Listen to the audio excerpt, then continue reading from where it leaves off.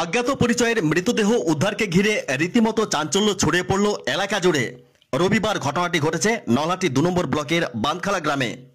এদিন বিকেল ৫টা নাগাদ মাঠে ঘাস কাটতে গিয়ে গ্রামের বাইরে পরিত্যক্ত একটি পুকুরে মৃতদেহ মাথা গুজে ভাসতে দেখেন। সেই খবর ছড়িয়ে পড়তেই এলাকায় চাঞ্চল্য ছড়িয়ে পড়ে। খবর পেয়ে ঘটনাস্থলে পৌঁছান নলহাটি থানার লোহাপুর ফাঁড়ির পুলিশ। তবে স্থানীয়দের অনুমান মৃতদেহটি ৪-৫ দিনের, ফলে পচাগলা অবস্থায় উলঙ্গ হয়ে ফুলে ফেপে পড়ে থাকায় সেভাবে কিন্তু কেউ শনাক্ত করতেও পারছেন না।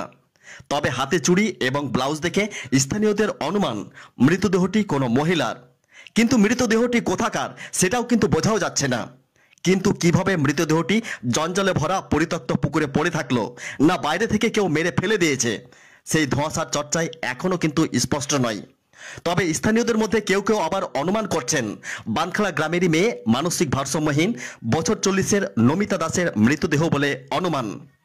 নলহাটি থানার পুলিশ পুকুর থেকে মৃতদেহটি উদ্ধার করে শনাক্ত করার জন্য ওই মৃতের পরিবারকে ডেকেছেন বলে পুলিশ সূত্রে জানা গেছে। তবে ওই মহিলাকে মেরে ফেলে দিয়েছে নাকি পুকুরে জলে পড়ে গিয়ে মৃত্যু হয়েছে, পুলিশ তার তদন্ত শুরু করেছে। ইতিমধ্যে মৃতদেহটি ময়নাতদন্তের জন্য রামপুরহাট গভর্নমেন্ট মেডিকেল কলেজ ও হাসপাতালে পাঠিয়েছেন বলে জানা গিয়েছে। লোহাপুর থেকে নিজস্ব প্রতিবেদকের রিপোর্ট, নলহাটি নিউজ এক্সপ্রেস।